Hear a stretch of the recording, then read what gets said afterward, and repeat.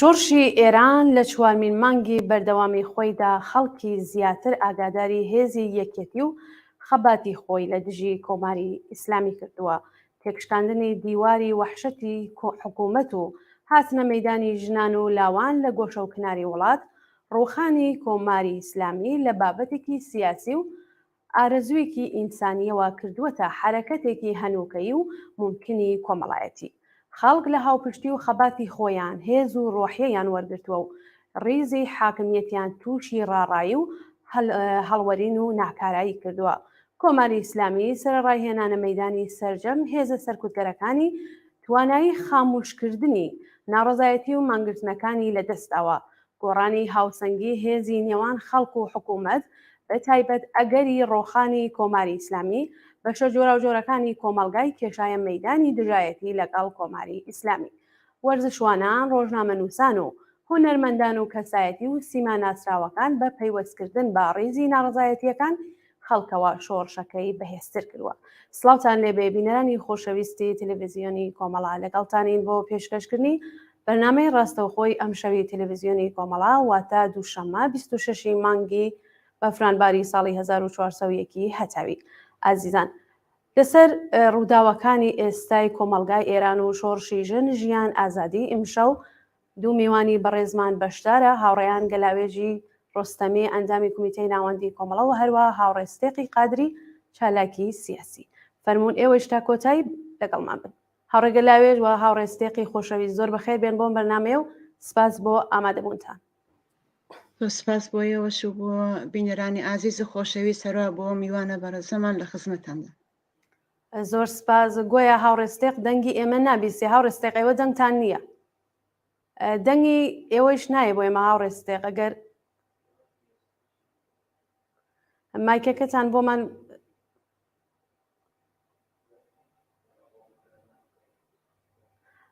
ئەگەر هاوڕێستێق لە ژوورەکە بچێتە دەرەوە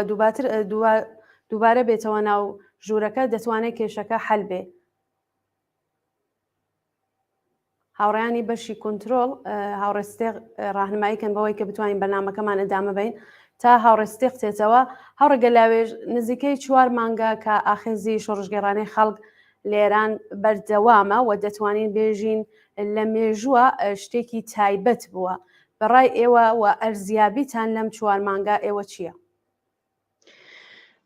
بەڕاستی ئەم ئاخێزەی کە بە ناوی ژینە دەستی پێکرد، ئەم ئاخێزە لە مێژووی 100 ساڵەی نەتەنیا ئێران بەڵکو دوای جەنگی جەهانی دوو لە خاوەرمیانەدا بۆ خۆی بێوێنە بووە. ئەم شۆڕشە تایبەتمەندی زۆری هەیە. یەکێکیان ئەوەی کە لەم شۆڕشەدا هەموو چین و توێژەکان بە تایبەت خەڵکی فەقیر و هەژار و بە تایبەت جوانەکان و ژنان بە بەشێکی بەرچاو لەم شۆڕشەدا بەشدارن. ئەم شۆڕشە شعارەکانی زۆر ڕادیکاڵن، شعارەکانی بۆ ئیسلاحی بەندێک لە قانون و یا وەدەستێنانی مەسەڵەن خواستێکی چووکە نییە، وەکو ڕەفعی حیجاب و ئازان کەمکردنەوەی توندوتیژی لە کۆمەلگادا، بەڵکو ئەم شۆڕشە کولی سیستمی حاکمیەتی کۆماری ئیسلامی بە هەموو حیزب و دەستەجات و ئۆرگانەکانی سەرکوبیەوە ئەکرێتە ئامانج، یعنی شعاری سەرنگونی و ڕووخانی کۆماری ئیسلامی وەردی زمانی هەموو ئەو شۆڕژگێڕانەیە کە لە شەقامەکاندا بە ماوەی 4 مانگ خۆیان نیشانداوە. یەکێکی دیکە لەو تایبەتمەندیانی کام شۆڕشە هەیەتی بەنسبەت ئاخێزەکانی تر لە ئێراندا لە ماوەی 44 ساڵدا ئەوەی کە ئەم شۆڕشە سەرتاسەریە. ئەم شۆڕشە ئیتحاد و یەکگرتوویی و هاوسوویی و هاوسۆزی بینی میلەتانی ئێرانی زۆر تێدا بەرچاوە. ئەمە زۆر گرنگە کە بۆ یەکەم جار لە مێژووی ئێراندا تەواو چین و توێژەکان، تەواو میلەتەکانی ئێران بە هاوپشتی و هاوخەباتی لە یەکتر هاتوونەتە مەیدان. هەر ئەمەش بۆتە هۆیەوە کە پشتی کۆماری ئیسلامی ئێران بلەرزێنێ و ناکامی کردوون لە سەرکوتی ئەم شۆڕشەدا، چۆن شۆڕشێکی سەرتاسەریە لە هەموو شار و شارچکەکان هەتا بگرن لە زۆر لە شارچکۆڵەکان و لە دیهاتەکانیش ئەم شۆڕشە بەردەوام بووە. تایبەتمەندێکی تریشکە هەیە ئەم شۆڕشە بۆ یەکەم جار هەموو سنوورەکانی ئێرانیشی بەزاندووە. لە دەوڵەتانی نێونەتەوین لە سەرتاسەری جیهاندا هاودڵی و هاوسۆزی خەڵکی بە تایبەت خەڵکانی ئازادی خواز و بەرابەری تەڵەبی بۆ خۆی جەلب کردو بە ڕۆژ نییە کە ئێمە گزارش و خەبەراتی جۆراجۆر لە هاوپشتی و بەخەرە پەیمانی خەڵکانی ئازادی خواز لە دەرەوەی ئێران بەنسبەت ئەم شۆڕشی کە لە ئێران بە نێوی شۆڕشی ژینە و شعاری ژیان ئازادی دەستی پێکردووە ئێمە نەبینین. ئەمەش وەرە بەخشە، ئەمەش ینی وەکو ئیلهام بەخشە بۆ خەڵکی کە ئێستا لەسەر شەقامن و لە لایەکی دیکەشەوە لەرزەی خستۆتە ناو کۆماری ئیسلامیەوە. ئێستا جمهوری ئیسلامی بۆ خۆی لە زۆر جێگان خودی مەلاکان و حتا بازێک لە تەک و تۆک نمایندەگان و کەسانی لە جزوی سەرانی حکوومەتن باز لەوە دەکەن کە وردە وردەی ئێمە لە ئوروپا جێگامان نامێنێت، سەفارەتەکەمان پێدا دەخەن دەرمانەکە. ئەمە بلاخەرە ئێستا فشارێکی نێونەتەوەیان لەسەرەکە مەسە سوپای پاسداران کە وەکو گەورەترین هێزی سەرکوتگەری جیهان ناسراوە دەیخەنە ناولیستی ترۆریستەوە. ئەمەش وحشەتی خستۆتە ناو کۆماری ئیسلامی. ئەمانە هەموو ئیمتیازاتێکن کە بەهۆی خەبات و هاوپشتی و یەکدەنگی گەلانی ئێران و خەڵکی چەوسا و خەڵکی فەقیر و هەژار خەڵکی حاشیە شارەکان بەدەساتوە. ئەمانە هەموو تایبەتمەندی هەیەکرد زۆشتی دیکە دەتوانین ئاماژە پێ بکەین، بەڵام بۆ تەفریای باسەکانی دیکە بکەوین ئەم میوانەی دیکەش بتوانێت بەشداری بکە. دەلا من لێ ڕادەوەستم ئەگەر لازم و زیاتر لەسەرەوەچی. بەڵێ زۆر سپاس هاوڕێگەلاوێژ باسی تایبەتمەندیەکانی کرد، باسی ئەوەی کرد کە لەم 4 مانگەدا حتا مەرزەکانی تێپەڕاندووە، کۆمەلگای جیهانی چاویان بە خەڵکی ئێران بڕیوە. ئێوە ئەرزیابیتان لە 4 مانگی کە ئەم 4 مانگە لە شۆڕشی ژن ژیان ئازادی یا شۆڕشی ژینە چییە؟ وەکو خۆتان ئەرزیابیتان چییە؟ بەڵێ من ڕێز و سڵام هەیە بۆ جەنابتان و کارکنانی ئەم بەرنامەی و هەروە بینەران و بیسەرانی خۆشەویستی ئەم بەرنامەیە. ئەمە من ئەگەر دەرەکم بێ تۆزێ ئەشێ بڕمە دواترەوە باسی ئەمە بکەم، ئەویش ئەوەیە کە مبارێزاتی خەڵکی ئێران و بەتایبەتی خەڵکی کوردستان هەڵەگەڕێتەوە بۆ لەوانەیە بێژم 100 ساڵی گوزەشتەوە بە تایبەتی 43 ساڵی گوزەشتە کە ئەم خەڵکە بەتایبەتی کوردستان مبارەزەی کرد عەلەیهی زوڵم و ستەم و بۆ بەرابەری و عەداڵەتی ئیجتیماعی و ژیانێکی ئینسانی مبارەزەی کردووە. عەرز بە حوزورەکەم ئەمە پێشینەیەکی گوزەشتەی هەیە توولانی. دوایەوە لە جەرەیانی ئەم 43 ساڵە نابەرابەری و ناحەقیەلێک کە دەرهەق بە خەڵکی ئێران کردیا و بەتایبەتی خەڵکی کوردستان ئەم جەرەیانە ئەم مبارێزەیە هەروە کە عەرزم کرد خەڵکی ئێران بەتایبەتی و خەڵکی کوردستان بەتایبەت خەڵکی ئێران 43 ساڵە ئەم قین و تووڕەیە کە لە دڵیانە هەیە ئەم نابەرابەری و ناحەقیەلە کە ئەیبینن لەم حکوومەتە هەموویان بەتەنگ هاتوون و لە ئەم مبارێزەی 4 مانگی پێشوە هەروە کە خۆتان هەمومان ئاشناین و گشتان ئەزانن جەرەقەکەی لە کوردستانەوە دەستی پێکرد وەختێ ژینای خۆشەویست کە گیانی لەدەستە و هاوردیانەوە سەقز قرار بوو شەو ئەسپەردەیەکەن زیارەتان و خەڵکی سەقز و بەتایبەتی خانەوادەکەی ئیجازیان بەم حرەکەتە نەدا. بۆچی بووە ئەوە خەڵک بیبینێت و بەرحاڵ ئەمە بوو بەوەخوا شاهدی هەمومان شاهدی هەین. لەسەر زیارەتان خەڵکێکی زۆر کوبووەوە و لەسەری ئەو قەبرستانە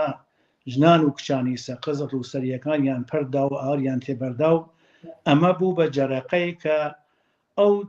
قین و تووڕەیە کە 43 ساڵە لە دڵی خەڵکە پەنگی خوارد لەسە و وەکو بۆشکەیەکی بنزین گۆردێکی لێبێ سەراسەری ئێرانی تەنیەوە و لە شار و دێهات نقطە بە نقطەی ئەم ئەحترازیان قۆزیەوە و دەستیان پێکرد وەکو ئەحترازێکی سەراسەری ئەوە 4 مانگە بەردەوامە و تائیسەی وەستانی بۆ نیە و ڕۆژ بە ڕۆژیش هەرچەند شاید بێژینشە تۆزێک کەمی کردووە بەڵام لە ئەساڵ نیروە لە حکوومەتی داگیری کووە لە ڕیزشێکە هەست لە کارگەلێکە ئەیکەنیسە وەکو فەرماندەهانی خۆیان بە ئەنواعی مختلفیا خۆیان ئەیکوژنیا بە دەستی شۆڕەژگەرانە کوژیێ ئەمانە مبارێزەیەکە کە هەروە کە ناوی لەنیا ئەمە قیامەیتە ئەمە قیامێکە بۆ ئاڵۆگۆڕ ئەمە انقلابە ئەم ئەنقلابیشە بە ڕۆژی کودوان تەمان سەر ناکەوێت پرۆسەیکە ئێمە گەر زمانی شاوە بیر بێرین ئەوە حدودەن ساڵی توولی کێشاتە ئەو حکوومەتە ڕوخیا وەلی ئەم من پێم وانە ئەو ساڵە توول بکێشێ لەبەرەوە ئەو زمانیشە ئەو ئاگاهیە کە ئیسە هەیە لە وەختان نەبوو ئەو ارتباتاتە کە ئیسە وجودی هەیە لە زمانیشا وجودی نەبوو ئەوە من خۆم شاهدی ئەوە بووم لە وەختا تەلەفۆن حتا تەلەفۆنی خەداریش لە ماڵگەی دەوڵەمەند نەبێ کەس نەیبوو ولی ئیسە لە ئێران حرەکەتێکەوەی یا لە سنە حرەکەتێکەوەی لە بەلوچستان هەر ئەو دەیەقە سەراسەری ئێران و تەواو دنیا گێتە بەر هەروە هاوڕێ خۆشەویستمان باسی کرد ئەمە لە مەرزی ئێران تێپەڕ بووە سەراسەری دنیای داگیر کردووە و هەروەها وڵاتانی دەرەوە لە ئەمریکا بگە تاگەی دە ئوروپا و هەموو لایەک احترازاتێک کە تا ئیسە بووە لە خارجی ئێرانە بێسابقە بووە دایسە لیانێ من شک ناوم لە هیچ وڵاتێکە لە هیچ انقلابێکە ئەوەندە خەڵکی ئەو وڵاتە لە دەرەوە بێت و یەکگرتوو بێ ئەلەی حکوومەتێکی دەڕندە کە ساڵهایە ئیلا کاری غارەت و چەپاوڵ نەوێ هیچ کارێکی بۆ خەڵک نەکردە نمونونەکەی خۆتان ئەبینی سەمەردم لە ئەلەم زمسانە سەردا بۆ هەموو گاز و نەوتۆ کە هەیە تووشی سەرما و بەدبەختی و بێچارەگی و نەبوونی ئەمە ناشی لە ناکارەمەدی و نەزانی و ئەوەیە کە ئەو حکوومەتە بە حیاتی بە فکری خەڵک نەبووە کە ژیانی خەڵک دروستکە ژیانی خەڵک باشکە بۆیە ئەوە من وازانم ئەمە بەرەو ئەنقلابەچێ و ئیسە تۆ ناتوانین دیاریکەین ئیمڕۆ یا بەیانی وەلێ بەحاڵەمە ئینقلابێکە دەستی پێکردووە و کۆتایی ئەو حکوومەتە ها لە پرۆسەیەکە کە مێدەوارم توول نەکێشێت و مردم هەزینەیە کەمتر بن و کۆتایی پێبێ. بەڵێ زۆر سپاس هاوڕێستێق هاوڕێستێق من لە ناو قسەکانی ئێوە وا بەرداشتم کرد کە وتان کە ئەو ڕۆژەی کە ژینای جوانە مەرگ لە سەقز نێژرا ئەگەر لە خەفا بنێژرایە من وا خۆم بیرەکەمە و لەوانەیە ئەم شۆرشە دەستی پێ نەکردایە ئایا ئێوەیش هاوڕان لەسەرەوە کە ئەگەر بە نەهێنی بنێژرایە و کۆماری ئیسلامی سەرکوبی کرایە شاید ئێستا ئەم شۆرشە بە چوار مانگی خۆی نەگەیشتایە دقیقا هەروایە چون خۆتان ئەزان گشتمان شاهدی نەمەشتێکی شاراوە نیە بە دەیان کەس دایسە کوژیا و ئێدامیان کردەوە حتا جەنازەکەشیان نەداوەسەوە و ئەمە بووە باعیسەوە ئەمە خۆ وتم پێشینەیەکی هەیە کوردستان شۆڕشگەر بووە و ئەم ناحەقیە قبول نەکرد تاکەی ئێمە لە خەفا بمان کوژن قەتوعامان کەن خەفەمان کەن لە زندانەکانە جەنازەکان تەحویلی خانەوادەکان نەگەنە و حکوومەت خوازیاری ئەوە بوو کە ئیسە شەهر ئەوواکە خۆ فرێ لەوانەوە گیان خۆیان لێ دەستان لە زندانەجێ شکنجە و ئازار و شکنجا یا جەنازەکان ناغەنەوە یا ئەگەر بیدەنەوە تەعهودیان لێسێن کە هیچ بەرناوە مەراسمێکیان بۆ نەگیریە ئەمە واقعیەتێکە قسەکە دروستە ئەگەر ئەو جەرەقە نەبووایە منیش پێم وایە ئەم حرەکەتە شاید بەم زوانە دەستی پێ نەکرای لە شاید لە گۆشەیە زۆرجی پێ کردای وەلێ بەبوون شۆڕشگەربوونی کوردستانەوە کەمایە شانازی و افتخارە بۆ ئێمەی کورد بۆ ئێمەی کوردی مبارز کە ساڵهایە مبارزاکەین لەو ڕێگا زەحمەتە کێشین هەر کە بەش بە حاڵی خۆی ناژم قسەم لەسەر ئێمە خۆمان نییە کولی ئەو خەڵکە چ لە ناوە چ لە دەرەوە بەرحاڵ مبارزان کرا عەلەیهی زڵم و ستەم و نابەرابەریەلی بەتایبەتی کە لەسەر کورد و کوردستان چوون مبارزەیە کرد لەسەر بەلوچستان ئێمە گەر تواشاکەین ئەو زڵم و زۆرە کە لەسەر کوردستان هەیە لە تەس سەر باقی بەشەکانی ئێران وەکو شارە فارس و عەرەب نشینەکان نەبووە بۆ شکڵە ئێمە 43 ساڵە ئەچەوسینەوە 43 ساڵە لێمان ئەکوژی ئەعدامە کریە زندانیە کریە خانەوادەکەی دەربەدەرەکەن بێ حقوقی کە نسبەت بە مبارزین دەستی پێکرد لە کوردستانە لە ئێرانە بێوێنە بووە ئەوەیە کە کورد تاماوی مبارزاکە یەک کوردژمێنێ تازە ناڵێ خەو بە چاوی داگیرکەران بشێت مادام ئیمکێکە حق و حقوقی خۆی بەدەست نێری بەڵێ زۆر سپاس هاوڕێستێق حتمما تێمەولاتان هاوڕێگە لاوێژ هاوڕێستێق بەشێ لە قسەکانی کرد و باسی بەردەوامی ئەم شۆڕشە کرد و نەقشی کوردستانی کرد بەڕای ئێوە بۆچی ئەوە ئەم شۆڕشە هەر بەردەوامە سەر ڕایەوەی کە کۆماری ئیسلامی خۆمان نەزانین سەرکوبەکانی هەموو بە هەموو تەوانێکی و خستێ سەرڕێگە زیندانەکە ئەعدامەکە شکنجاکە ئەترافی ئەجباری ئەگرێ یانێ کۆمەڵگای لە هەموو فشارێکی یاوردە بە کۆمەلگا بەڵام بەردەوامە ئێمە ئیمڕۆ بینیمان لە شاری سنە لە حەسەناوە ڕۆژی چلەی گیان بەخکردو هومەن عەبدوڵایی بوو لەوێ مەراسمێکی باشکوه چووە ڕێگەوە منزومەوەیە بێژم کە سەر ڕای ئەو هەموو فشارە بۆ بەردەوامە بەڕای ئێوە هۆکارەکانی چیایە خەڵک بە هەموو تەوانی و ئەی هەوێ کۆماری ئیسلامی بڕوخێنێت قەتعا وایە هەروەکو هاوڕێ سودیق باسی کرد ئەم شۆڕشێکە ئێستا لە نزیک 4 مانگە لە ئارادایە و ڕۆژ بە ڕۆژ هەر دەبینین گەشە پەیدا دەکە و گەچی مەژەن شاید چەند ڕۆژێک لە هەفتەدا خەڵکێکی زۆر لە شەقام نەبێ بەڵام بۆ مانایە کە ئەو شۆڕشە خەوتەوە خۆیان ئامادە دەکەن خۆیان ساز دەکەن بۆ بەخەر تاکتیکێکی دیکە دەگرن بۆکە بە شێوەیەکی دیکە ئەو خەباتە ئیدامە بدەن ئەو خەباتە نەخەوتووە گەرچی فراز و نشیوی هەبووە بەڵام ڕۆژ بە ڕۆژ ڕوو لە گەشەدا بووە ئەم خەباتە شتێکی اتفاقێکی ینی ابتدا بە ساکن نەبوو بەڵکو ئەو خەباتە نەتیجەی 44 ساڵ سەرکوب و نابەرابەری و فەقیری و بێکاری و گرانی و زیندان و شکنجە و ئیعدام و قەساس و حتا ئیحتیاد و بێکاری جوانان و ئاوارەگی خەڵک و داغداکردنی خانەوادەکانی ئێران ینی ئەم نفرەتە لە کۆماری ئیسلامی لە ماوەی 44 ساڵدا کۆک بووە پنجی خوار بوو بە مەرگی جوانە مەرگ ماسارۆک و هاورێ سریق باسی کرد تەقیەوە و ئێستا ئەگەر ئێستا بگەڕینە تا 4 مانگ لەمەوبەر تازە کولی ئێران نە خەڵک نە کۆماری ئیسلامی ناتوانێت بگەڕێتەوە بۆ وەزعیەتی 4 مانگ لەمەوە پێش ئێستا فقط یەک ڕێگا لە پێشە ئەوش سەرنگونی و ڕوخانی کۆماری ئیسلامی هەموو خەڵکی ئێران بەوە گەیشتووە دەڵێن ئەگەر پاشە کشەبکە خەڵکێکی زۆرتر تیا دەچێت و خەڵک ئاگا یعنی شعوری سیاسی خەڵک تا حدێک لەسەر ڕێکخراوە بوون و سازماندەیی تا حدێک چۆتە سەر کە خۆی تیار دەکە بۆ ئینقلابێک کە کولی کۆماری ئیسلامی یەکجار بۆ هەمیشە بیخاتە نێو زبڵدانی تاریخەوە کۆماری ئیسلامیش دەزانێت کە ناتوانێت وەکو 4 مانگەوە پێش خەڵک فریودا مەسەن یا وەکو 4 ساڵ لەوە پێش تا ئێستا هەزارێ بە نێوی جەرایانێکی ئیسلاحتەڵە بە قیافەی جۆراجۆر بەڵام هەمان سیاسەتی تاقیب کردو و خەڵکی هێناوەتە پێش سندوقەکانی ڕێی و ئەو دەوڵەتی تەمدید کردەوە جمهوری ئیسلامیش باش دەزانێت کە ئیتر ناتوانێت نە درۆیەکانی نەوەعدەکانی نە سەرکوتەکەی ناتوانێت خەڵک بگەڕێنێتەوە بۆ ناوماڵ هەموو هێز و توانایی خۆی هەموو ینی ئەو فرسەتانەی کە هەیبوو بۆ سەرکوتی و خەڵکەش بەکاری هێنا بەڵام دیتی نە باتۆم و نە ئیعدام و نە زیندان و نە فشار هێنان بۆ خەڵک نەیتوانیوە ئەو خەڵکە چاوترسێم بکە چۆن ئەو خەڵکە ئاگا بۆتەوە ئەو خەڵکە تەسلیمی قەتعی گرتووە بە قەولی معروف دەڵێ کەسێک کە ئاگا بووە بەسەر مافی خۆی یعنی نیوەی زنجیرەکانی کۆیلەتی لەدەست داوە یعنی ئەم زنجیرانەی پساندووە کە ئیتر مەحاڵە ینی غەیری ممکنە تازە خەڵک بگەڕێتەوە بۆ وەزعیەتی 4 مانگ لەوە پێش بۆیە ئەم شۆڕشە گەرچی ئێمە پێما وانەیە کە شۆڕشێکە کە لە ماوەیەکی کووردا مەسەڵەن تەواو دەم دەستگای جمهوری ئیسلامی هەڵدەپێچێ بەڵام خەڵک بە شێوەی زۆر خەریکە خۆی بۆ ئامادە دەکەن خۆی بۆ تیار دەکەن خەریکە ڕێکخراوە پێک دێنن ڕەهبەرانی خۆی پەیدا کردووە تەوازونی قوا تا ئێستا کە هاتووە بە زەرەری کۆماری ئیسلامی بووە ناڵێن تەواو بەسەر توانیوێتی ئەکسەریەتی خەڵکی ئێران بچێشتە ناو خیابانەکان و ئەوەش غەیری ممکنەوە ئەو ئینتزارە بەڵکو ئێستا هەروەکو خۆتان لە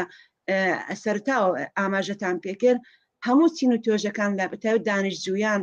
معەلیمان بازنشەستەکان ماڵباختەکان هونەرمەندان وەرزشکاران کەسانی ناسرا و هەموو پشتیوانی خۆیان لەم شۆڕشە کردووە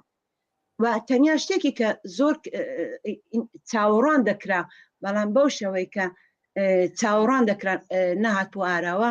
ئەتسابی کارگەرانی سەنعەتی و پێترۆشیمی و نەفت و ئەوانە لە سەدێکی وەسێدا کە بتوانە ئەسەن دەڵێ شیشەی عمری کۆماری ئیسلامی بەدەست چینی کرێکارەوەیە کافیە کە چینی کرێکار ئەم شیشەیە بکوتێ بەسەر زەوی داوتە جمهوری ئیسلامی نابوت بێ گەرچی تا ئێستا ئەتسابیشیان کردو ئەترازیشیان کردو کامیۆنداران کاگەرانی سەناتی نەفت پێترۆشیمی بەڵام بەو شێوەی کە دەبێت سەرتاسەری بێن نەبووە لەم شۆڕشا هاوڕێ گەلاوێژ ئەمە دەتوانێت مەسەن خاڵێکی لاواز بێت بەڵام خۆشبەختانە ئیتلایە کە هەر لەم هەفتەیەدا لەلایەن کاگەرانی استخدامی نەفتەوە درا ئیتر ئەمە بازی تەمام شد ینی ئێستا تر وعدەی فریوی وعدەکانی کۆماری ئیسلامی ناخۆن کە لە تەبقەبەندی مەشاغڵەوە بگرە لە وەزیەتی ئێمەنی کارەوە بگرە لە دەستمۆزدەکانیانەوە بگرە کە هیچ جوابێکان وەرنەگرتووە تا ئێستا بگرە زۆریشان سەرکۆب کراون تا ئێستا زۆرێک لە ڕەهبەرانی خودی کاگری لە زیندانەکاندا زۆرێک لەو کاگرانی کە اعتسابیان کرد بەشێکان لە کار ئیخراجکران بوو بەهۆیەوە کە هەتا تەکوتو کاگرانی کە ئیخراج کرابوون ناچار خودکوشی بکەن ئەمانە بەخەرا هەموو ئەو وەزیەتە ئەومان پێدەڵێکە ئێستا بەو شێوەی کە دەبیست بە شێوە میلیۆنی و سەرتاسەری تەواو کرێکارانی سەنعەتی و کارخانەکان و فولاد و هەموو بەشە زۆر بە زۆرەکانی ئێران حتا مەسەن کاگرانی شارەداریش احتسابێکی سەرتاسەری بکەن ئەو وەختەی تر بلاخەرە سەرنوشتی ئەم دەوڵەتە یەکلایە دەبێتەوە بەڵام من زۆر خۆشببینم بەوەی کە هەم چینی کرێکار هەم خەڵکی ناڕازی هەم خەڵکی فەقیر و هەژار هەم میلەتانی چەوساوە بەوە گەیشتونە کە دەبێ ئەم ئینقلابە بە سەرکەوتم بگە و ڕێگای گەڕانەوە نییە ڕێگای پاشەکشە نییە خۆشیان بۆەوە ئامادە دەکەن و هەموویەوانە نەوید بەخشن ینی ئومید بەخشن بۆ هەم دڵخۆشکردن هەم بۆ خەڵک لە ناوەوە هەم بۆ ئەو کەسانێک کە لە خیابانەکانن هەم فشارێکیشە بۆ سەر کۆماری ئیسلامی هەم بۆ وڵاتانی دەرەوە کە ئیتر ئەوان چاویان لەوە نەبێ کە کۆماری ئیسلامی دەمێنێتەوە بە شێوەیەکی ئاسایی وەکو پێشوو دەتوانن مەعاملەی ئابووری و اقتصادی بکەن دەگەڵ کۆماری ئیسلامی باخەرە کالاکانی خۆیان بە ئێران بفرۆشن و نەفت و گازی ئێران بە هەرزان بەرم بە وڵاتەکانی خۆیان ساعتی خوانی پێ بسوڕێن کە ئێستا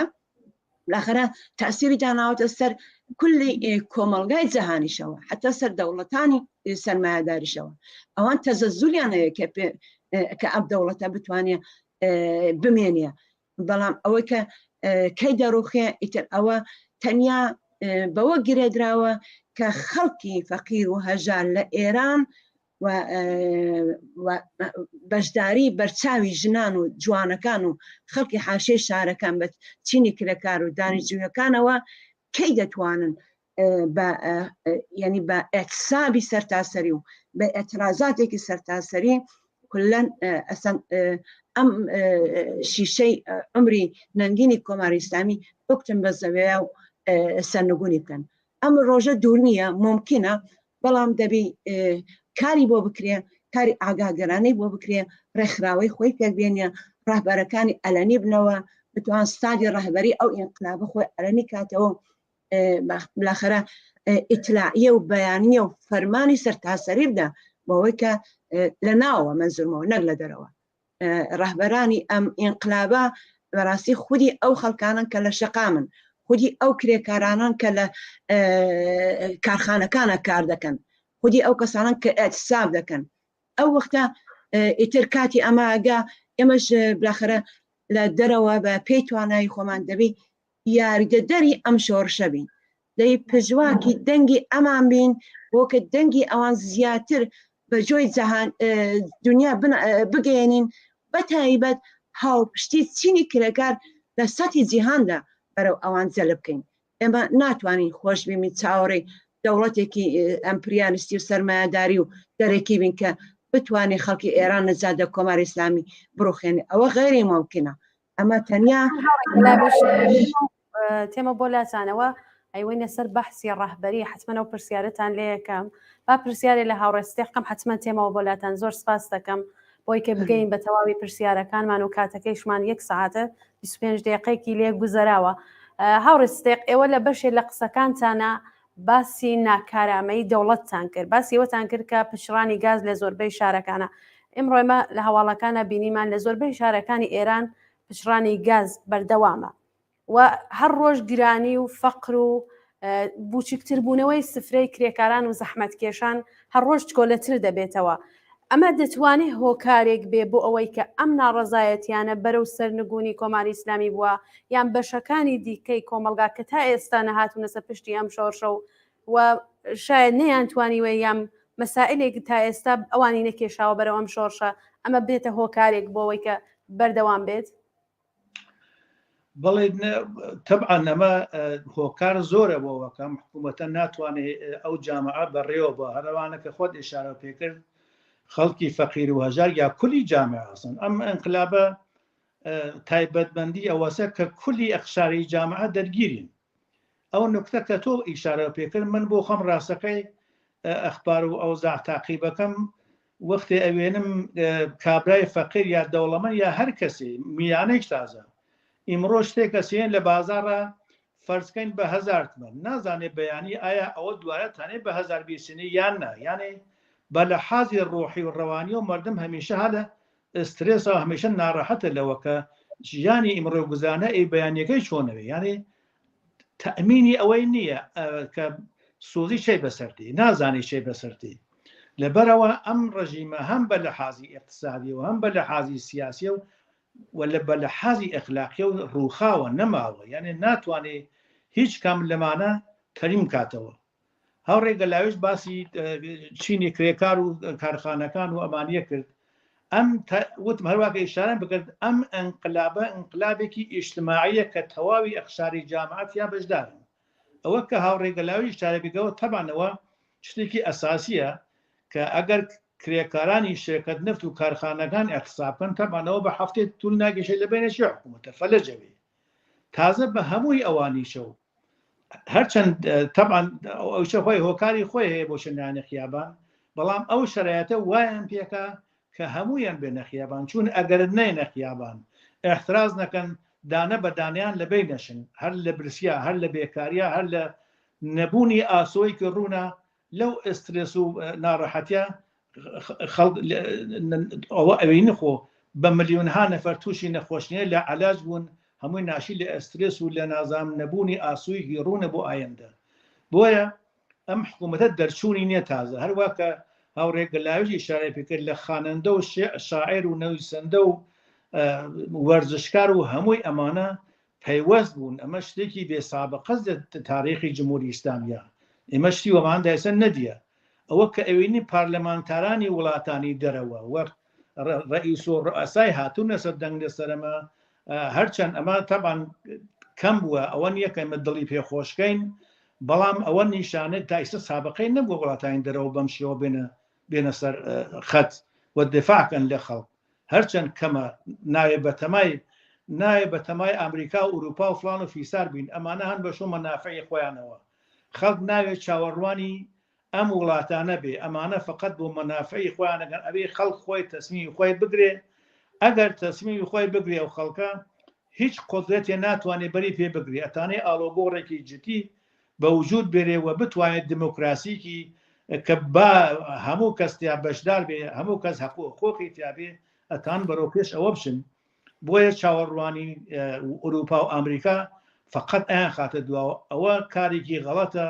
هەرچەند کۆمەڵە لە ساڵەهای پێشەوە لە ئەوەڵیشەو ئەم خەتای بۆ ئەم هۆشدارێدا کە نایە بە تەمای وڵاتانی زلهێز و ئەمانە بین ئەمانە بە فکری ئێمەنین لە دنیا بە دەیان وڵات بەگورە بە سەدان وڵات بووە کە ئەمانە تیا بەشدار بوون هەموو هەر وێرانیان کردووە نانتوانی حکوومەتی ڕێبخەن بۆ مردمە تەنیا خەڵکە خۆیتانێ بە ئاگاهی خۆی ئەو حکوومەتە بڕوخێنێ من چەند نکتەتری ئیشارەکەم قسەکانی خامنەی لەم ڕۆژێلا جەلسەیەکی بوو تەک مەداحانە حتمما دیوتانە ئەلاڵێتەوە لە ئەوان کۆمەکیکەن چون لە داخلا ریزشی لە حکوومەتە ریزشێکی عەدیم دەستی پێکردوە خۆیان خامنەی خۆی ئەسڵ تەسەپاشە بوو ئەیوت من هەرچی ئێژم قسەکە من ڕەواجی نیە و کەس گوێشکەم ناکە داوایە کرد لە ئەوان کۆمەکیکەن یانێ مەزوومەوەسە حکوومەت هالە ئەستیسالێکی واقعیە کە هیدیروەکان خۆشی بە قسەی ناکەن ئەوەی کە تایسە پشتیبانی لێکرد ئەوانش خۆیان دوورگردیە یا دەخاڵەت ناکەن یا بەرحاڵ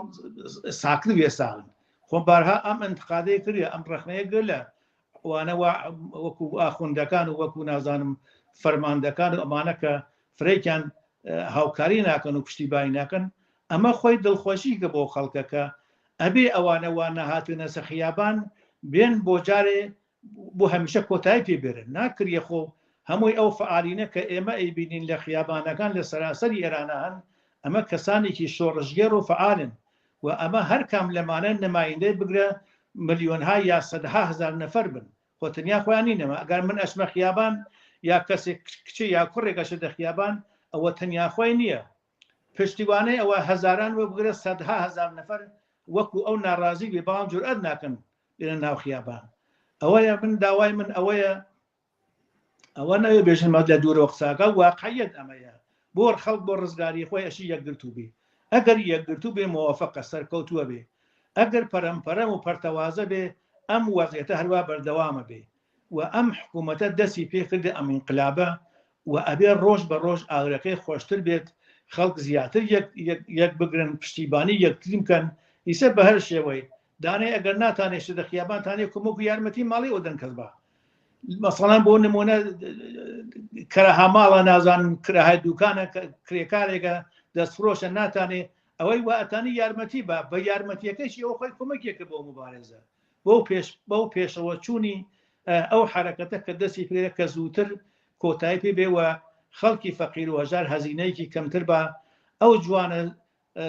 شۆڕژگەڕانمان کەمتر بکوژێن و لە زندانە جەنازەکانیان نەدەیێتەوە پیان. بەڵای زۆر سپاس هاوڕێستێ خاوڕە گەلاوێژ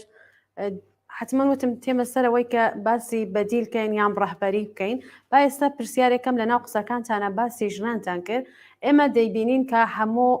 هەفتەی ڕۆژانی هەینی واتە جمعە لە بەلوچستان دوای نوێژی جمعە کە بەڕێوەچێ خەڵک دەڕژێنە شەقامەکان و شعار دەدەن وەسەر ڕایەوەی کە بگیر و ببند هەیە کوشتاری زۆر بووە لە بەلوچستان وەکو کوردستان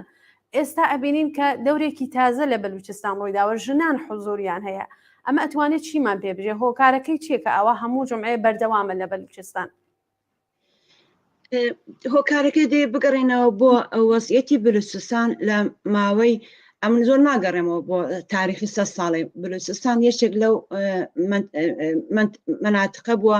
جزئی ئەو میلەتانە بووە جزئی مەحرومترین میلەتی ئێران بووە لە زۆر بابەتەوە یعنی زۆر مەحرومن لە بابەت تەبیعەتەوە ئاوە مەدارسەوە ئێستا مەسەن لە بلوچستان تۆ مەدرسەیە نابینی کە مەسەن کار دیوارێک بێ دەرگایەک و پەنجەرەیەکێ بێ لەناو کەپردا ئەویش ئەگە هەبێ منداڵەکانان دەرس دەخوێنن لە هەموو بابەتێکەوە مەحرومن ئەویش دەلایلی خۆی هەیە هەمیشە میلەتێکی چەوساوە بگرە زیاتریش لە کوردستان لە باری ئابوووریەوە لە باری فەرهەنگیەوە لە باری تەبیعەتەوە خەڵکی بلوچستان چەوساوەتەوە و لە ماوەی ئەو 44 ساڵەدا ئەگەر ئێمە چاومان لە ئەخبارەکان دەکرد زۆرترین ڕێژەی مەسەڵەن ئیزدواجی مەسەڵەن کچانی منداڵ زۆرترین ڕێژەی لە بلوچستان بووە بە دەلیلی هەژاری و مەحرومیەتێک و بەخرە وەزعیەتێکی کە تایبەتی کە هەیان بووە مەدرسەیان کە نەبووە هیچ ئاسۆیەک و ئومیدێکیان نەبووە ژیانیان تامین نەبووە ناچار بوونە کە منداڵەکانیان لەخرە مەسەلەی ئیزدواجی منداڵان لەوێ زۆر دەستی پێکردووە تا مەسەلەی ژن کوشتن زۆر ئامارەکان لەسەرەوە بووە لە خودی بلوچستان قانونی عەشیرەیی پاڵ قانونی ئاپارتایدی جنسی کۆماری ئیسلامی لە دژی ژنان ئەمەلی کردووە زۆر جار کە مەسەڵەن ژن کوژراوە زوڵمی لێکراوە بە شێوەیەکی زۆر سنەتی سەرۆک قەبیلەکان و عەشیرەکان و مەلاکان هاتون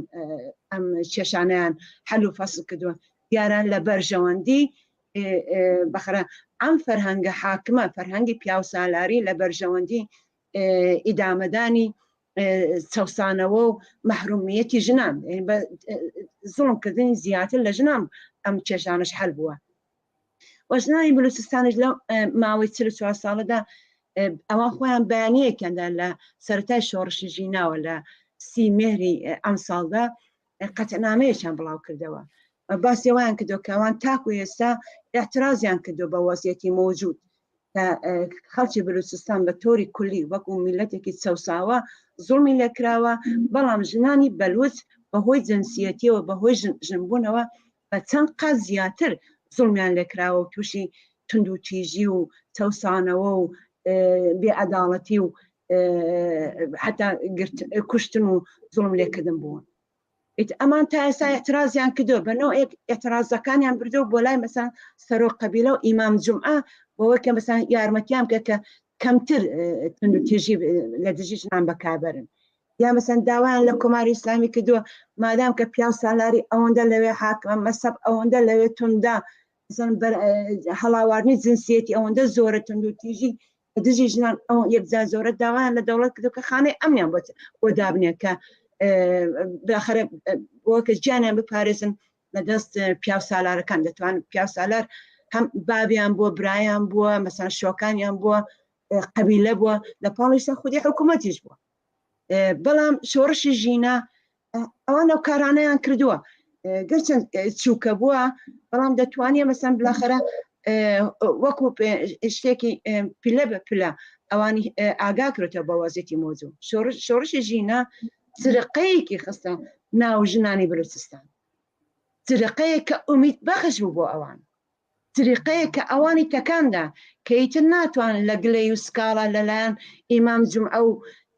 سەرۆک قەبیلە و کۆماری ئیسلامی بتوانن خواست و ویستەکانی خۆیان بەدی بێنن ئاگا بوونەتەوە ئەوان پەیوەست بوون بە جنبشی ژینە و بە جنبشی ژیان ئازادی ئەوان تازە ئاگا بوونەتەوە ئێلامی ئامادەگەشیان کردو کە تا گەیشتن بە مافەکانیان نەتەنیا فقط مافی خۆیان عەداڵەت و ژیانێکی ئینسانی ئازادی و بەرابەری بۆ کولی کۆمەلگا ئەوان پاشەکشە ناکەن و ئەوەی کە ئەوان لەو قەتەنامەدا نووسیوانە ئێمە هەموو ڕۆژانی هەینی لە بلوچستان دەیبینین کە دوای نوێژی جومعە کەمنی ژمارە ئەو ژنانێک کە لە تەزاوراتەکاندا لە شەقامەکاندا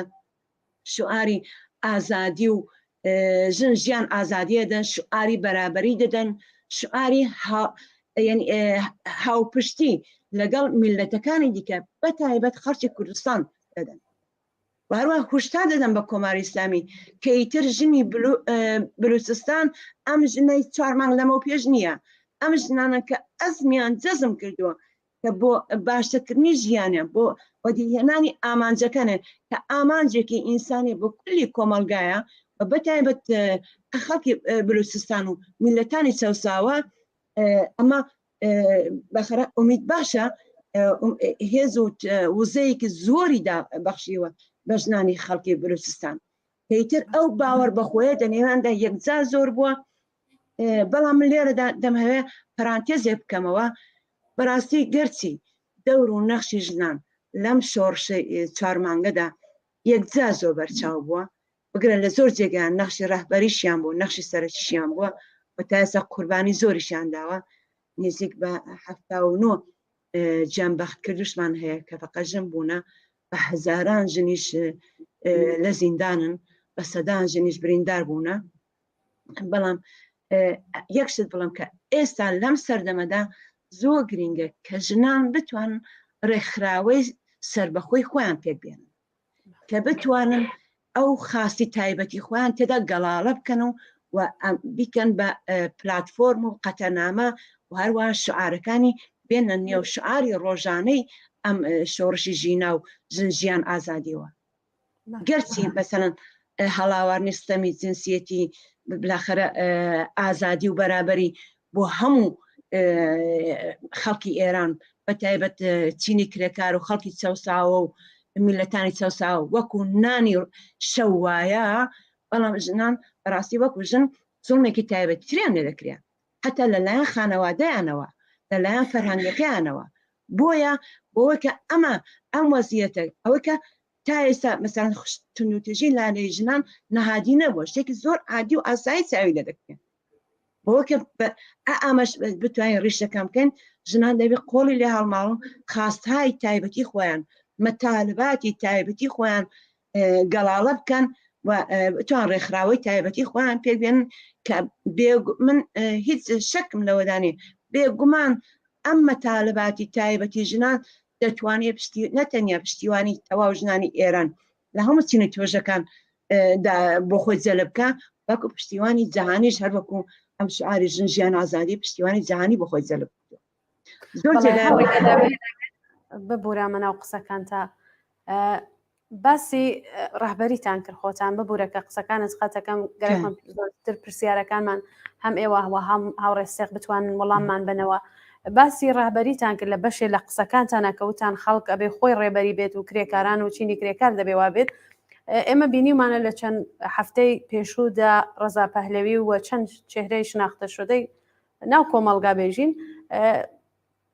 بەنامەیەکیان ڕوو کردووە ئەساسەن بەنامەی ئەمانە چییە؟ ئایا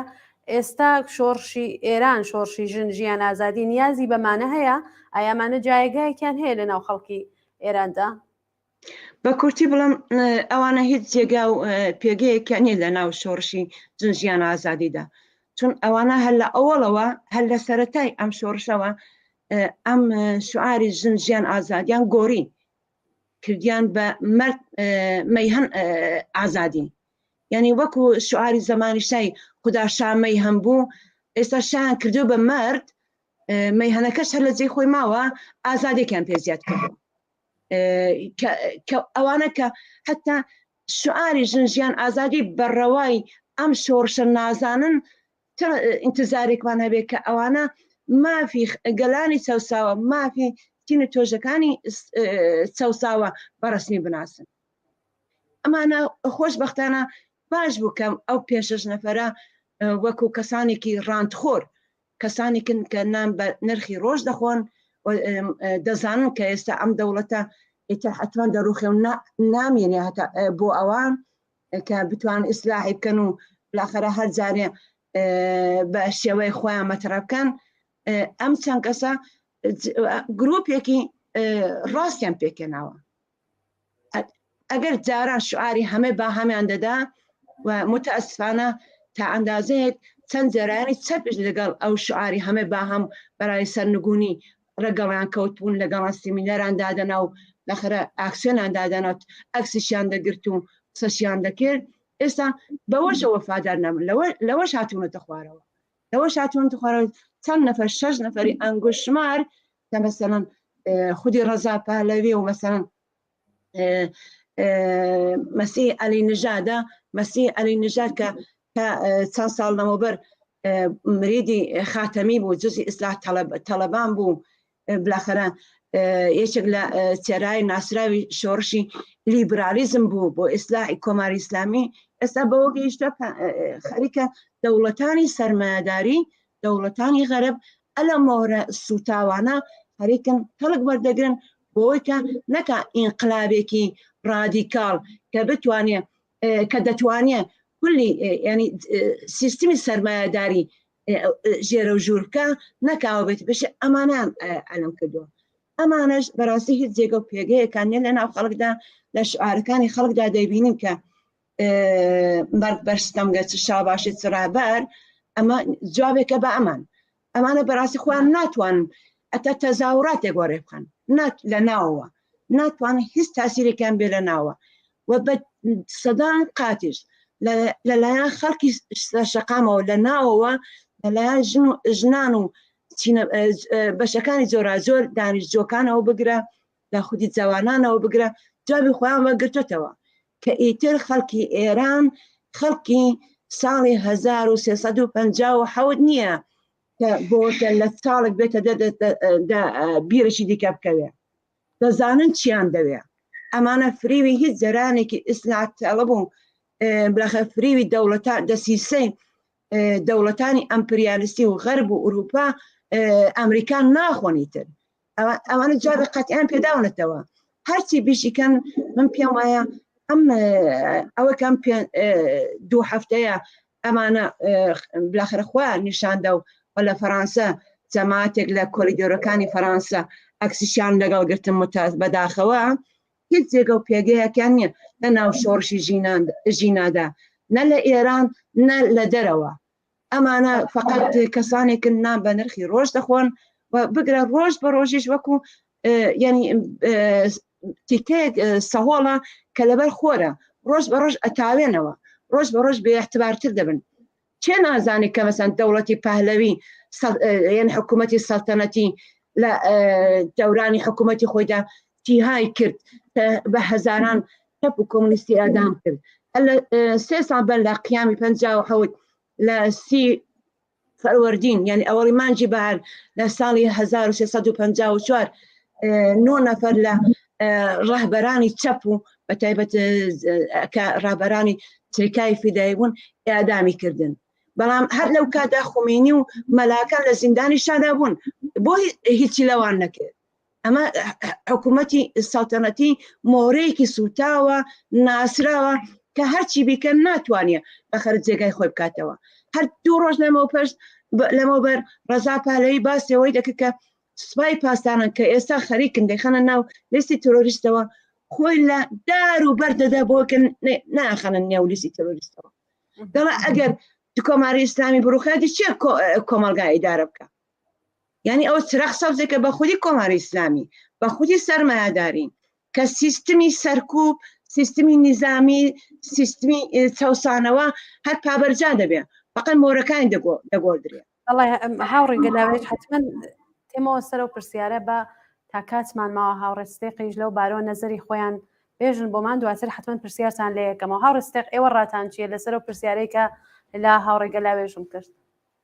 لەسەر مەسەلەی شاو ئەوانە بەڵێ ئەوەی کە ئێستا ئەوان بەرنامەیەک ڕوەکەن وەگەرێکیانە خۆیان لەسەرەوەی خەڵکو و لەسەرەوەی ئەم شۆڕشە دابنن بەڵێ ئەوە تەبعاً تەرحی سەرمایه‌داری و تەرحی ئەمریکا و ئەم جۆرە شتێلەسە کە ئەم شایان ئەلەم کریێسەوە هەروە کە هاوڕێ گەلاوێژ باسی کرد شا لەم بەینە جلەتەک دۆچێڤۆلیا مەساحەبەیەکی بوو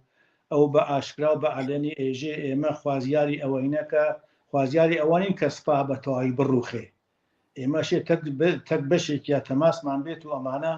ئەم حکوومەتە ئەگەر بێت و بڕوخێ نایە بێسەر بێ ئەبێ لایەنێک کۆنترۆڵێکە یانێ هەر لێسە و چراسە و زەگا بە سپای پاسان و بەسیش هەر بە عەلەنی ئێژێتەوە ئێژێ ئێمە پێویستمان بەمانە هەیە بۆچە بۆ ئەوە دووبارە خەڵکی پێ سەرکوتکەن دووارە بشێتەوە سەر تەخت و تاج و ئەمە تەرحێکی سەرمایه‌داری و ئەمریکایی و ئینگلیسیە کە شامەترەحیەکات کە بۆ خۆی دووبارە بچێت سواری کۆڵی مردم بێ ئەوەی لەبیر شوێسە وازانەی خەڵک ئەویان لەبیر شوێسە بکەوە وەختی ئەوە قسەی خۆیە کە لە تەک کامبیزی حوسینی یەکێ لە بێژەرانی رادیۆ فەردا لێ پرسێ ئێژێ ئێوە چەندێ دۆلارتان هاوردە دەرەوە وەختی هاتنە دەرەوە دەسەکات دە من جەمەنج و بەراخە لە ئاخرەوەی ئێژێمە بەعەلەنی ئێژێمە 62 ملیۆن دلارمان هاوڕاتینە دەرەوە دەی کەسێکە 62 ملیۆن دلاری هاوردێتە دەرەوە تاڵان و دزی کوێ لە خەڵکی ئێران لە دەرەویشەوە هەروەکو شا لە ناز و نەعمەتە ژیاتایسە و تامای شار ئەژی پێ ئەبێ چۆن بێتە سەرۆکی بێتە شاو نازان بێتە کەسێکە نەفەر ئەوەڵی مەملەکەتی مەگەر ئەو وڵاتە بنیامیتیانە پیاویتیانە ژنیتیانە کەسی لێ هاتوویتیانە بەرحاڵ ئەمە هەروە کە هاوڕێ گەلاوێژ وتی من پێم وایە ئەمە جێگە و پێگەیەکی وای نییە چون لە توولی 4 مانگی ئەخیرا نەتەنهاشا ئەوانەی وا ئەحزابی ئێرانی فارس زمان بوون یا سەراسەرین بارزیانەکرد نەیانتوانی لە خیابانێکە احترازی ڕێبخەن کە مۆری ئەوانە پێوەبی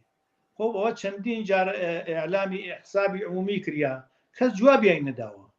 لەبەرەوە لە لەحازی ئیجتماعیە و لە ناو خەڵکە جێگە و پێگەیان نییە بێ خەڵک ئاگایان لەمانە بێت ئەمانە قەوڵ و قەرارە ئەیەن هەمووی درۆیە من بێ مەسەر مەسەلەیتر ئەوی مەسەلەی ژن ژیان ئازادیە کە هاوڕێ گەلاوێژ ئیشارە پێکرد ئەم شعارە لە ناو خەڵکە لە سەراسەری ئێانە ڕیشەی داکتاوە چون ئەم زەڵم و ستەمە کە لە ژن چوەرە توولی ئەم 43 ساڵە لە تەواو ئێرانە لە سەراسەریانە بە فارس و عەرەب و کورد و تورک و بەلوشە و لە دڵیانە پەنگی خواردێسەوە ئەزیەتیان کریاگە تاوهینیان پێکریا ئەوەی بێ احترامی نێوپیان کریا بە ژن بە تایبەتی کە ژنیان وەکو بنیام حەساو نەکریا ئەمە ئەوەیە کە بەرحاڵ ئەم شعارە یا ئەم ئینقلابە کارێکی کرد کە سەراسەری ئێرانی بە یەک وەسڵ کرد تەواو چین و قشرەکانی پێ و یەک وەسڵ کرد ئێمە ئەژنەفین و فرەویستومانەکە بەشێ لەوانەکە دەستگیرەکرین خودی مناڵ و کەسوکاری ئەو فەرماندە پاسدار و حکوومەتیانن خب ئەمانەیشە ناڕازین لەوە ئەوە نییە بێژی جیا لەوانیانەوە هەان لە دەرەوە بە ملیاردها دۆلاریان دزیە و خەریکن تاڵان و زندگی بە زندگی پاشانەی پێکەن لە ئەمریکا و لە کانادا و لە ئەوروپا بەڵام بەشێکیان کەماون ئەوان وەکو خەڵکی عادی ناڕازین و ئەمە دڵخۆشکەرە کە وتمان ئەم ئینقلابە ئینقلابێکە لە دنیا تایزە واڕووی نەداکە سەراسەری خەڵکی ئێران یەک بگرن لەم ئینقلابە یەک نەواخت و یەک دەنگ بن ئیسا ئەگەر ئەم شاو ئەم جۆرەشتێلە کە خەریکن ئەخلاڵە خەنەبینی ئەمە هەڵەگەڕێتەوە بۆ ئەوە کە ئەو خەڵکە ئەبێ ئاگاه و وریابن گۆلی هیچ حکوومەتێکی کەسانێک بەناو شاو نازان نەفەر ئەوەڵ مەملەکەت و ئەمە شناختە شدەست و نازان ئەم پەرچەم سێڕەنگە نێخۆن ئێمە ئەگەر تەوەجۆ بکەین ئێران چەند ملیەتیە بەلوچە فارسە تورکە عەرەبە نازانم گیلەکیە ئەنوای ئەمانەسە تۆپی ئەگەر ئەمانە حەساو بکەیت فارس ئەکەفێتە حاشیە و یانێ بەشێکی فرەبووچکە لە ئێران بۆشە ئەشی ئەم بەشە بووچکە حاکمیت بکا بەسەر کولی ئەم منتەقە کە هەروە ئیشارە پێکریا بەلوچستان حەزەکم ئیشارەیەک پێ بکەم من چەند ساڵ لەبەر فیلمێکم دی لە کەسی لەو خەبەرنگایە چوو بۆ بەلوچستان بۆ ناو غارەکان بەشێکی لەم خەڵکی بەلوچستانە هێشتا غارنشینن هێشتا شناسنامەیان نییە دەیت وڵاتێکە مەسان خاوەنی ئەو هەموو نەفت و گاز و نازانم سەرمایە ملیە بێ بەنابێ تەبیعیە بێ پوڵەکەی خەرجی حەزبڵا و نازانم یەمەن و عێراق و فلان و فیساد ئەسەن لە سەراسەر دنیا و پوڵە خەرجەکە لە ئافریقا خەرجیگە لە ئەمریکا کار توریستی لە حاڵێکان بلێتەکە خۆی برسیە هیچیکی نییە ئەوە کە ئیشارەی پێکریا مەدرسەیان یە ناو کەپرا دەرزەخوێن لەبان خاک و خەڵک دەرسەخوێن دەی حکوومەتێکی وا کە ئەتوانێت حکوومەت مردمی بێ و ئەشێت مردم چۆن قبولیگان نایکەن مردم گەیەسە گیانیان تازە لەبەرەوە ئەو یەکگرتوویە ئەبێ خەڵک بە تەواوی پشتیبانی یەکتری بکەن ئەمە ئاخرین خۆناغیە لەم خۆناغا بگذارێ بگرە بە چەندین ساڵتر نێتێشە بەڵام ئەمە دەستی پێکردووە و ئەم حکوومەتە ئاخریە ئەبێ بچێ ئەبیەکەی یانێ ئەوە کە خەڵک ئەبێ یەکگرتوو بن هەروە کە ئیشارەمان بگە خەڵک ئومێدی مرۆ نانێکە سینە بەیانی ئومێدی یاسن ئومێدی بە زندگی نەما نە جوان ئومێدی بەوەسە کە ژن بێرێنە ژن کچێکە شوو بکات بە بۆنەوە نەبوونی و نەداریەوە ببوون فەقر و بێشارەگیەوە ئەمانە مەسائلێکە کە خەڵک بۆ خۆیان زیاتر لە ئێمە ئاگاهن ئەوان هانە ژێر تێخی حکوومەتە ئەوان لەوێ زندگیەکەن ئەوان ئەشنە کاریانەی ئەوارە بەدەست خاڵی تێنەوە بەدزکی برسی و بۆ مناڵیان تێنەوە خەجاڵاتی لە مناڵیانەوەن ئەمە هەمووی ناشی لە ناکارامەدی و تاڵانی و دزی ئەم حکوومەتەیە کە تایسە لەم وڵاتە تاڵان و بڕۆی کردووە و ئیلا تاڵانی و دزی و چەپاول نەوێ بۆ ئەو خەڵکە هیچێکی نەکرێکە ئومێدێکی بە ئایندە و بە زندگی بێت. بەڵێ هاوڕێستێک زۆر سپاس هاوڕێ گەلاوێژ وەکو دوایین وتە ئەگەر شتێکتان ماوە کە بتانەوێ ئیشارەی پێ بکەن بە کورتی چون کاتی بەرنامەکەمان 2-3 دقیقە ماوە ئەگەر ئەتانەوێ قسە بکەن فەرموو. من فقط چەند جملەی کورت دەڵم خۆشبەختانە ئەم شۆڕشەی ژن ژیان ئازادی ینی تەواو هێزەکان زیاتر یەکترازاوە ماهیەتیان ڕۆژ بە ڕۆژ زیاتر بۆ خەڵک ڕوون دەبێتەوە جبهەکان خەریکن زیاتر لێک زیادە بنەوە تر خەڵک سەری لێ ناشێوێت کە بەسەم بزانێت چێ لە شۆ ڕاوەستاوە ئەس جملە ئەم مساحبەی کە ڕەزا شا کوتی ئێمە احتیاجمان بە سوپای پاسدارانە دوای ڕوخانی کۆماری ئیسلامی حتا دەورانی گوزار ئەدیچێ ئیدارەیە دەوڵەتە بکە سوپای پاسدارانێک کە تەواو خەڵکی ئێران 44 ساڵە یعنی سوپای پاسداران خەڵک دەچەوسێنێتەوە سەرکوت دەکا گەورەترین مافیای مەوادی مخدرە گەورەترین مافیای ترۆرە هەم لە ناوە هەم لە دەرەوە و خەڵکی ئێران چاوەڕوانی ئەوان کە سەران و ئامرانی سوپای پاسداران دوای ڕوخانی کۆماری ئیسلامی دادگای نەتەوەی بکرێن لە نێو خەڵک دادگا بکرێن و بە سەزای خۆیان بگەن بەڵام ڕەزا شا پەهلەوی داوای ئەوە دەکە کە ئێمە احتیاجان بەوانەیە ئەمانە ڕۆژ بە ڕۆژ ڕەنگی چێرەی واقعی خۆیان نیشان دەدەن ئەو گورگەی کە لە پێستی مەردا بوو ئێستا پێستی مەڕەکە فرەدراوە بەڕاستی خەڵک دەزانێت لە چێ ڕاوەسراوە دەپەکان خەریکن لێک جیا دەبنەوە ئیتر ئەو شعاری هەمە باهەم نایخواتەوە کەس پری ئەوە ناخوە و من هەروەکو هاوڕستیقش ئاماژەی پێکرد چارەنووسی شۆڕشی ئێران لە شەقامەکانی ئێران بەدی دەکرێت خەڵکی ئێران دیاری دەکا کە ئەم شۆڕشە چی بەسەر دێ نەک ئەو ڕاندخۆرەکان و بلاخرە دەڵاڵانی سیاسی لە کۆلیگەورەکانی ئوروپا و ئەمریکا و بۆژوازیدا ئیتر نە ئەکسگرتن نەخسەکردن لەمانە ئەمانە ناتوانن هیچ جێگە و پێگایەکیان بێ لەم شۆڕشەدا من دڵنیاشم کە خەڵکی ئێران تا ئێستاش جوابێکی باشیان پێداونێتەوە لەمە بە دوای وەزیان لەمە خراپتر دەبێت باشتر نابێت هیچ جێگای نیگەرانی نییە کامانە ئەو پلتفۆرمەیاندا وەکو ڕەهبەرانەتی ڕەهبەر لە دانا تاشرێت ڕەهبەر لە ناو جەرگەی شۆڕشەوە پەروەردە دەکرێت کە ئێستا بەدەیان و سەدان ڕەهبەر لە ناو شۆڕشی ژن ئازادی لە سەرتاسەری ئێراندا پەروەردە کراوە. بەڵێ زۆر سپاس بۆ هاوڕێی گەلاوێژی ڕوستەمی و هەروە هاوڕێستێقی قادری سپاسدانەکەم کە لەم بەرنامەیە بەشدار بوون ببوورن کە کاتمان کەم بوو و پرسیارەکان زۆر بوو هیوادارم بتوانین لە بەرنمەیەکی ترا پێکەوە بەرنمەیەکمان بێت سپاس بۆ ئامادەبوونتان سپاس زۆر سپاس بەڵێ بینەرانی خۆشەویستی تەلەڤیزیۆنی کۆمەڵا بەم جۆرە هاتینە کۆتایی بەرنامەی ڕاستەوخۆی ئەم شەوەی تەلەڤیزیۆنی کۆمەڵا بەو هیوایە کە جێگەی سوود و ڕەزامەندی ئێوەی خۆشەویست بێ تا بەرنمەیەکی تر و شەوێکی دیکە ماڵاوە.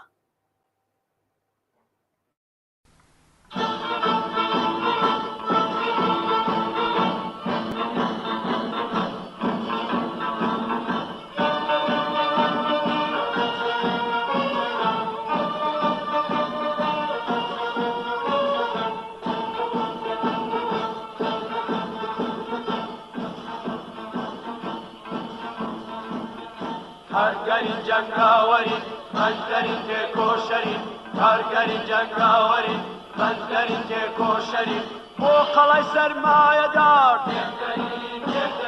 بۆ قەڵای سەرمایەدار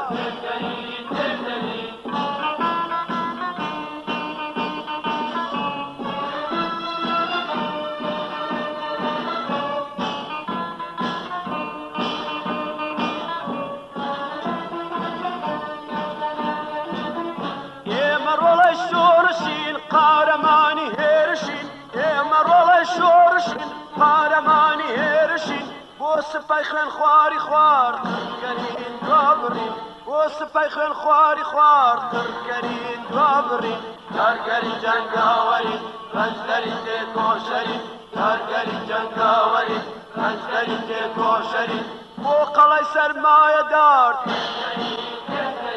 بۆ قەڵای سەرمایەدار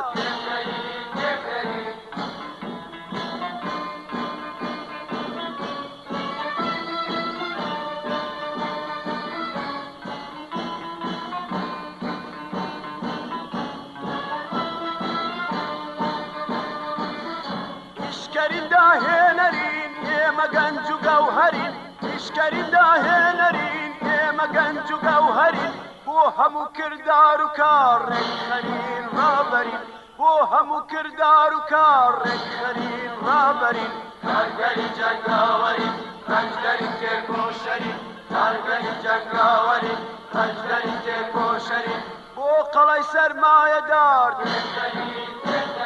بۆ قەڵای سەرمایەدار